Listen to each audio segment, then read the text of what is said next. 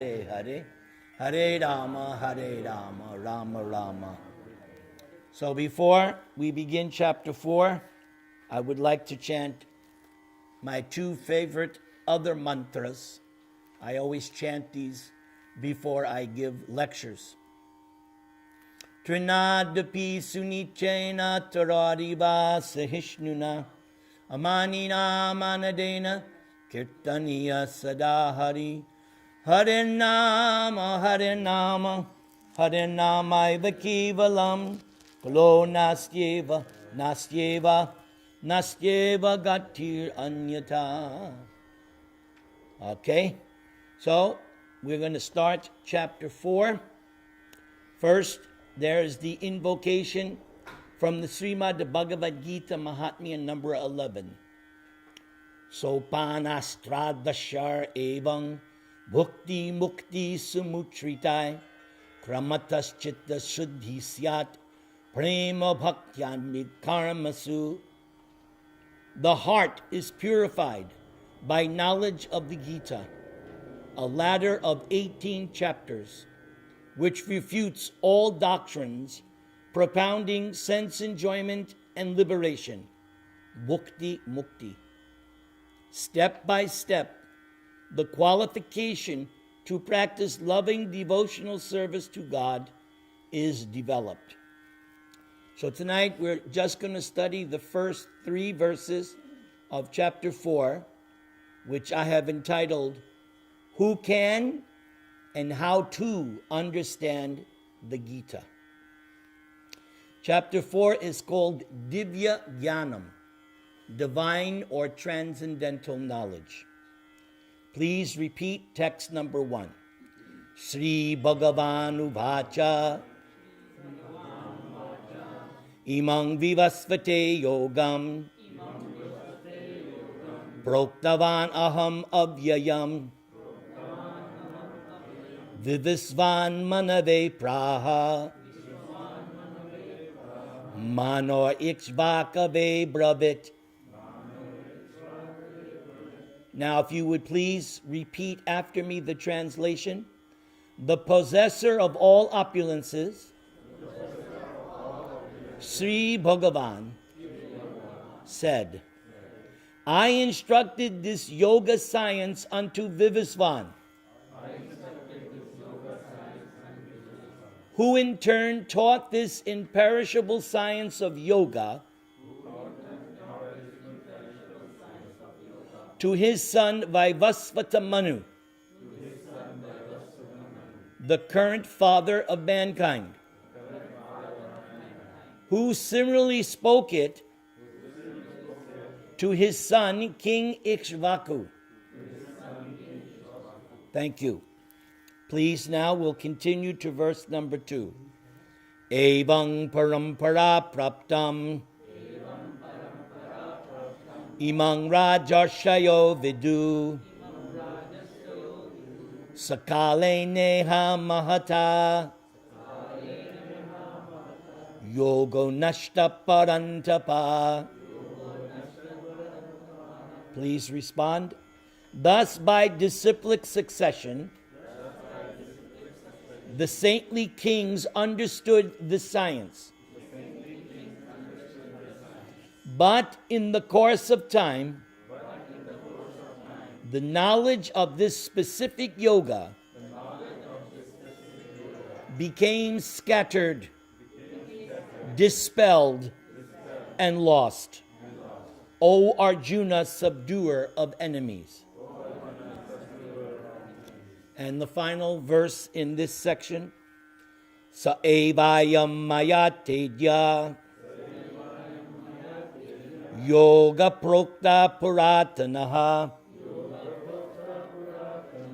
Bhakto sime sakacheti Rahasyam hietad uttamam.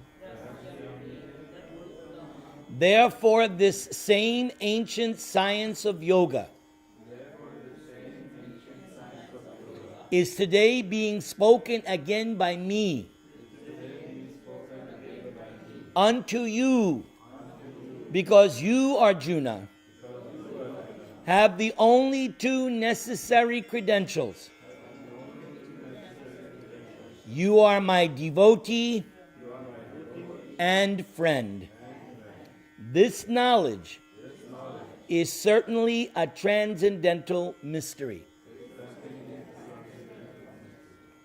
So before we read my explanation and notes, let me just explain a little bit about the title of this chapter, Divya Jnanam. So in the Vedas, there are two departments of knowledge: material knowledge and spiritual or transcendental divine knowledge. Spiritual divine knowledge begins from the Upanishads. If you recall, we studied chapter 2. In chapter 2, Krishna told Arjuna that I want you to transcend the Vedas. The significance or the inference of that is that the Vedas generally deal with mundane religious topics on the material plane. But to transcend, then one goes beyond the four Vedas to the Upanishads. There are 108 Upanishads, just as on my japa mala, there are 108 beads. On these beads, I chant, Hare Krishna, Krishna Krishna, Hare Hare, Hare Rama, Rama Rama, Hare Hare. So the Upanishads mark the beginning of Divya Jnanam, or transcendental knowledge. Transcendental knowledge is called Aparusheya. Aparusheya means not spoken, not delivered by a mundane personality. Aparusheya means that knowledge which comes from the divine, which comes from God, which is transcendental. Therefore, there are hundreds and thousands of names of God. One of those names is, please repeat, Adhokshaja. Adhokshaja means God is beyond the power of material senses to see or to know. You cannot discover God by any material process. But that does not mean that God is not discoverable. It means he is not discoverable by a material method. But he is to be discovered by the process which he himself stipulates.